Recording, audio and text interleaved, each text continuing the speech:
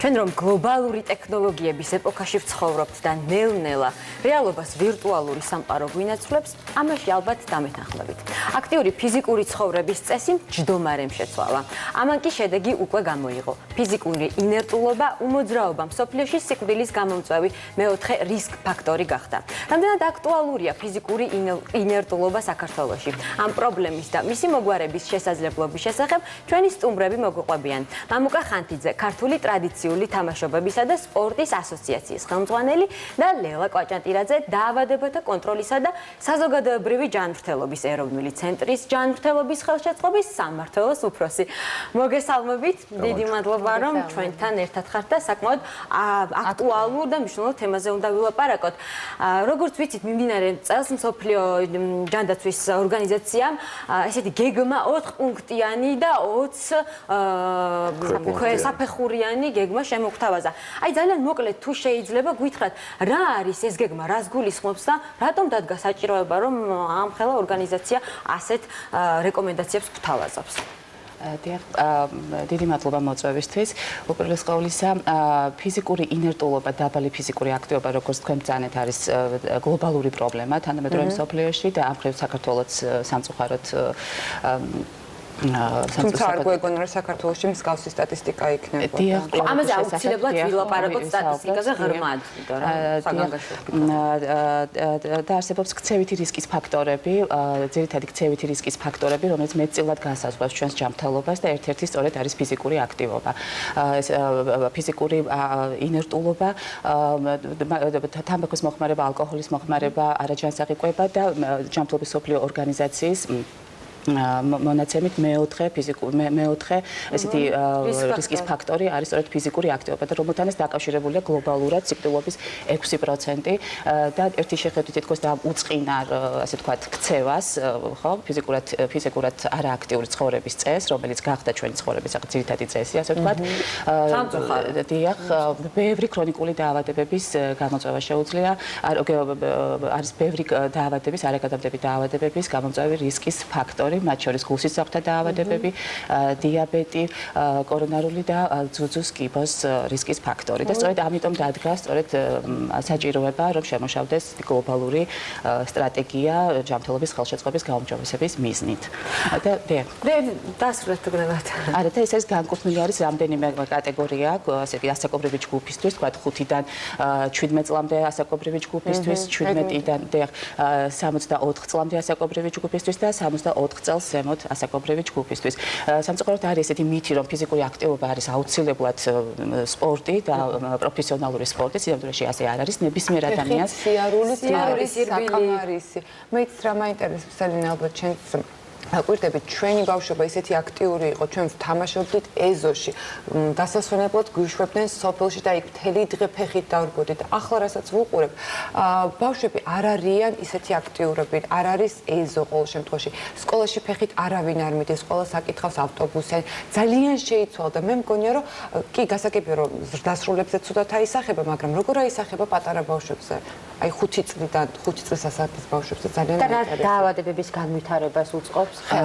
დიახ, რასაკვირველია ფიზიკური აქტიურობა, რეგულარული ფიზიკური აქტიურობა, რასაკვირველია ძალიან ეხმარება ბავშვებს გონებრივ განვითარებაში, ფსიქიკურ, ემოციურ განვითარებაში, სწავლის, ასე ვთქვათ, აკადემიურ მოსწრებაში და ასე შემდეგ. ამიტომ ძალიან მნიშვნელოვანია, რადგან ბავშვებშიც შეიძლება იყოს, ვთქვათ, სიმსუქნის, ჭარბწვენიანობის განვითარების მიზეზად შეიძლება იქცეს და ასე შემდეგ. ამიტომ იგივე ჯანრთელობის მსოფლიო ორგანიზაციის რეკომენდაციით, აი სწორედ აი ამ ასაკობრივ ჯგუფში ბავშვები ყოველდღიურად მოზარდები ყოველდღიურად უნდა იყვნენ დაკავებულები დღეში 60 წუთი, ანუ 1 საათი დაახლოებით საშუალო ინტენსივობიდან მაღალი ფიზიკური ინტენსივობის აქტივობებით. ანუ რას გულისხმობს ახლა ის საშუალო ფიზიკური აქტივობა, ანუ სიარული შედის ამაში?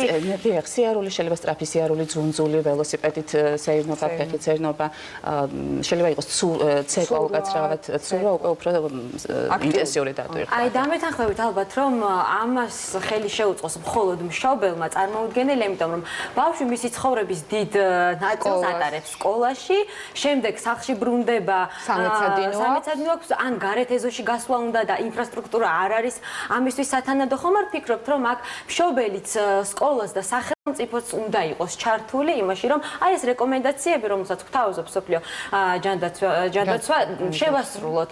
აი თქვენ რას იყოთ ბატონო მამუკა, ამ მხრივ რა მდგომარეობაა და სწორია თუ არა ჩემი მოსაზრება იმ პრობლემით, რომ სამი ვერგოლია გაერთიანებული. აუცილებლად ბუნებრივია ეს ასე უნდა იყოს, გეთანხმებით აბსოლუტურად და ჩვენი ასოციაცია ეს სპორტის ტრადიციული სახეობების და თამაშების ერთ-ერთი პირველი იყო, რომელიც ამ პრობლემას გამოეხმაურა და ჩვენ ერთ-ერთი ყველაზე მთავარი საქმე გავაკეთეთ შექმნით ჩვენი სპეციალისტებმა შექმნეს სახელმძღვანელო სკოლის ფიზკულტურის მასწავლებლებისთვის პირველიდან მე-6 კლასამდე და თავიდან ბოლომდე ეს აგებულია როგორც თანამედროვე მოთხოვნებზე ჯანდაცვის ორგანიზაციების, სოფლიო ორგანიზაციების, ასევე ქართულ ტრადიციებზე.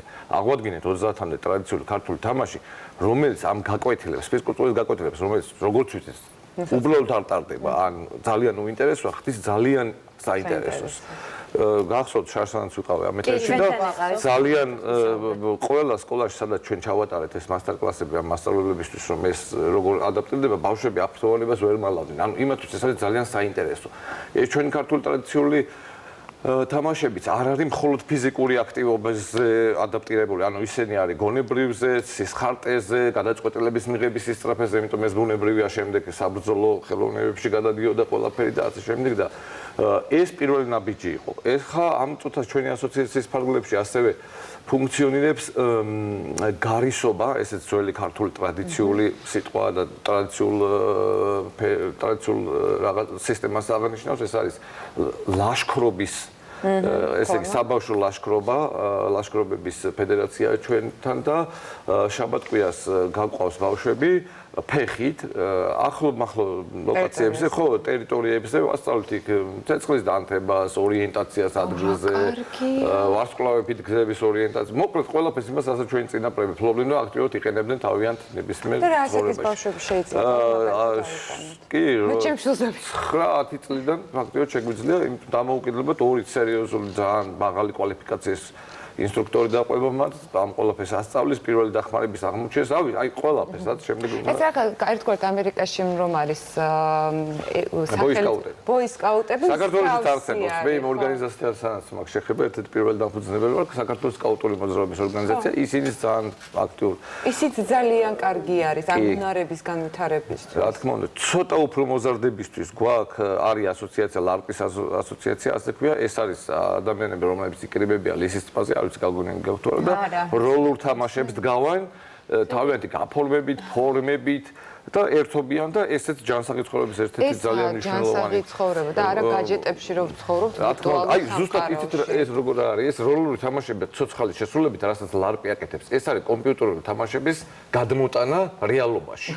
რა დაგვიდგა კომპიუტერული თამაშები? პირდაპირ იქ ანსახიერებენ და შაბათ-კვირას აი ერთობიან სუფთა ჰაერზე. კომუნიკაცია აქვს, ფიზიკური დატვირთვაც აქვს, ემოციური გაცვლაც არის და არა მარტო ცალმხრივად კომპიუტერში ყურება უკაცრავდნენ. არა, რასამ, ერთია ჩვენი შტაბ-ეჭრილებები და ნუ რა თქმა უნდა ჩვენ შვილები გვყავს და ჩვენც ვიცით ბაღში როგორ ატარებენ ისინი დროს სკოლაში როგორ ატარებენ, თუმცა მეორეა ის რომ დაავადებათა ეროვნული ცენტრი ყოველთვის ატარებს კვლევებს სხვადასხვა ორგანიზაციებთან ერთად და ამ შემთხვევაში ახლაც ფიზიკური ინერტულობასთან დაკავშირებით საკმაოდ მნიშვნელოვანი კვლევა ჩატარდა. აი მე მაინტერესებს ამ კვლევის საფუძველზე შეგვიძლია ვთქვათ თუ არა რომ ქართველები ესეთი ზარმაციერი ვართ თუ აქტიურიერი ვართ, აი რა შედეგი დაიდო ამ კვლევის? რამდენიმე კვლევა ჩატარდა ამ რასაც ჩვენ ვსაუბრობთ ქცევითი რისკის ფაქტორების შეფასებაზე და აგრეთვე ბიოლოგიური რისკის ფაქტორების შეფასების მიზნით. განსაკუთრებით აღსანიშნავია 2016 წელს ჩატარდა არაგადამდებთ დაავადებათა რისკის ფაქტორების კვლევა ჯანრთელობის სოფლიო ორგანიზაციის მეთოდოლოგიით და ძალიან ეს იყო 18-დან 68 წლამდე ასაკის პოპულაციაში და სამწუხაროდ კვლევა მაჩვენა რომ 17% მოსახლეობის არის ფიზიკურად არააქტიური, ნაკლებად აქტიური, 80% არ არის რეგულარულად ინტენსიურად ფიზიკურად დატვირთული, შედარებით ისეთი ფიზიკურად აქტიური აღმოჩნდნენ მამაკაცები 18-დან 29 წლის ასაკამდე და სამწუხაროდ კვლევაში რაც გამოვლინდა ეს იყო ძალიან მაღალია ჭარბწონიანობის პრობლემა, 64% გამოკითხულთა 64%-ს აღმოაჩნდა აქვს ჭარბი წონა და 33% 50% სიმსუქნე, რაც უპირველეს ყოვლისა დაკავშირებულია სწორედ აი ამ არაჯანსაღი ცხოვრების წესთან. და აი ფიზიკურ ინერტულობასთან. და საინტერესო ჩვენთვის აი ამ კვლევის საფუძველზე ბავშვებში რა მდგომარეობა თუ შეგვიძლია დიახ, ბავშვების შეკვლევა განისაზღვრა სხვა კვლევით, ეს იყო სიმსუქნის და ჭარბწონიანობის პრევალენტობის კვლევა, რომელიც ჩატარდა 7 წლის ასაკის ბავშვებში, ასევე ჯანრთელობის მსოფლიო ორგანიზაციის მეთოდოლოგიით.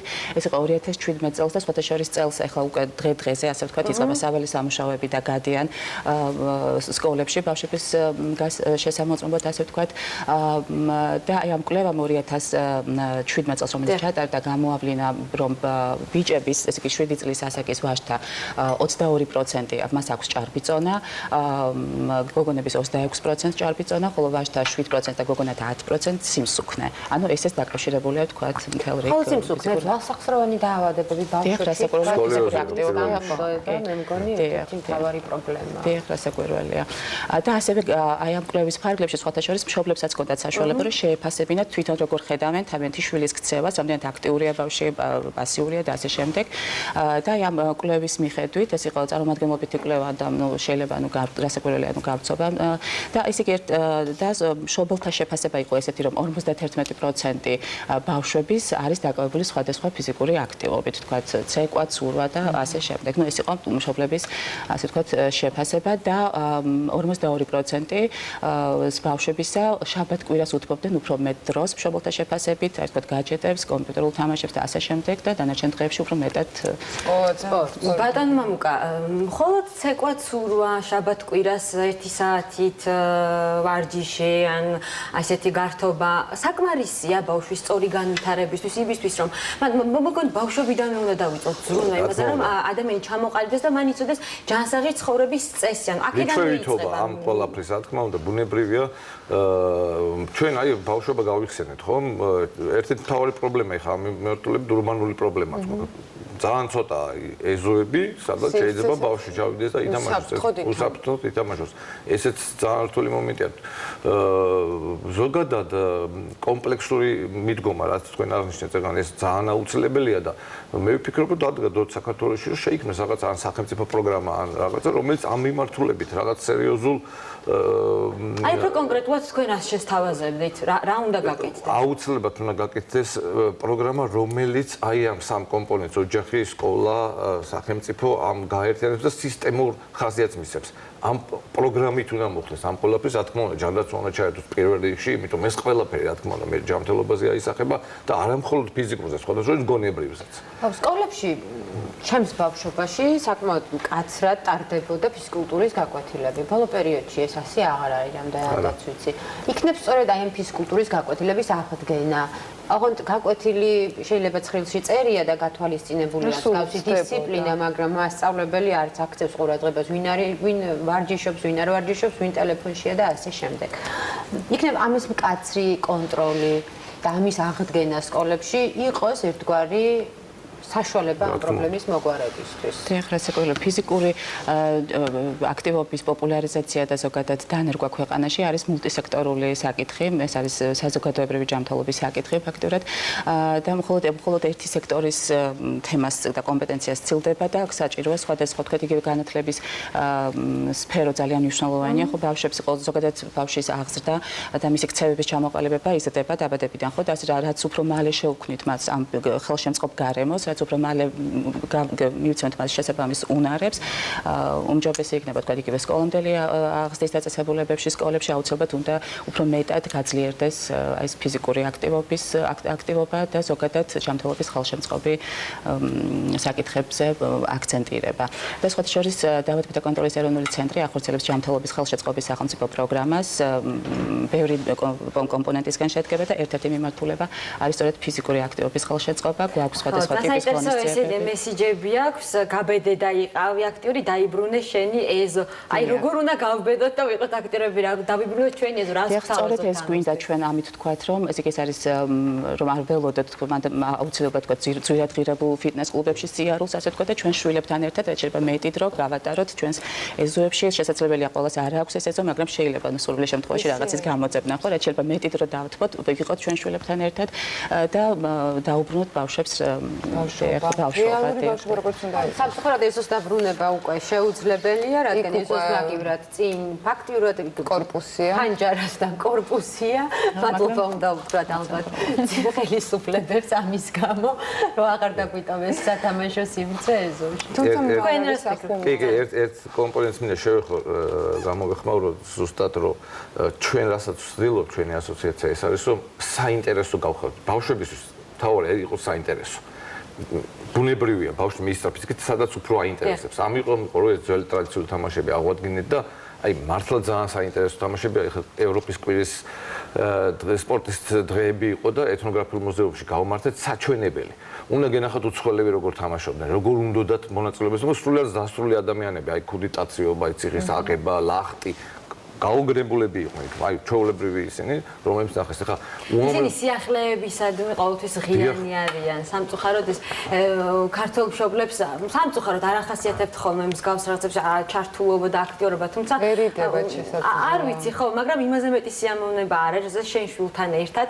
თამაშობ, იღებ მონაწილეობას მსგავს. გასართობ ცენტრში ჩემს შულზე უკეთესად მე ვერთები მერწმუნე.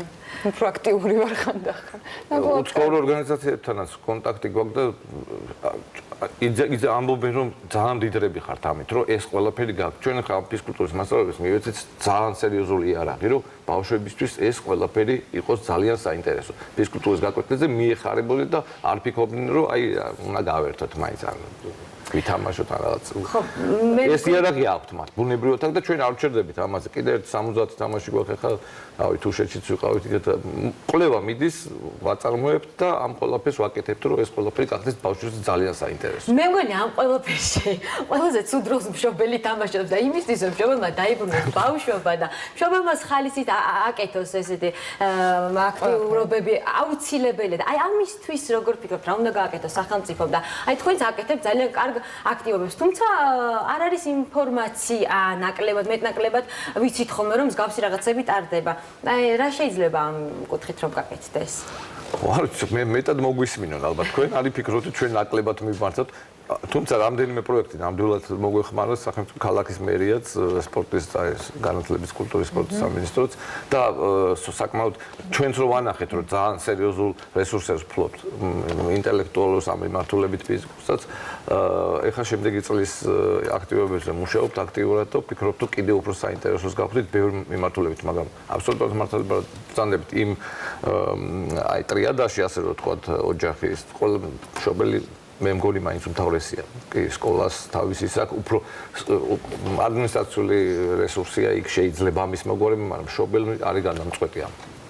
კი, მაგრამ ხშირ შემთხვევაში თავად მშობელსაც არ აქვს ინფორმაცია, სათანადო ინფორმაცია, თუ რა უარყოფითი შედეგები შეიძლება გამოიღოს, ან მშობელი უბრალოდ თვლის, რომ აი რო გაიზრდება მე რაღაცას ივარჯიშებს, ან არც აქცევს საერთოდ ამას ყურადღებას.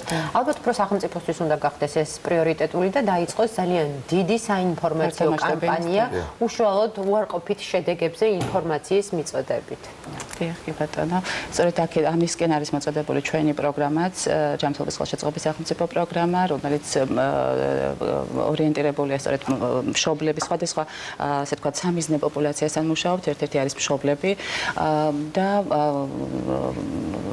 იმედი გვაქვს, რომ სახელმწიფოს ხელშეწყობით ასევე სხვა ინფრასტრუქტურული პროექტების განვითარებით, ასევე საგანმანათლებლო პროექტების განვითარებით პრობლემა მეტნაკლებად ჩვენ ძალიან ხშირად მოგისმენთ, იმიტომ რომ ნამდვილად გვჭირდება რეკომენდაციები. ვიზიარებთ თქვენ მოსაზრებებს პირველ რიგში, არა?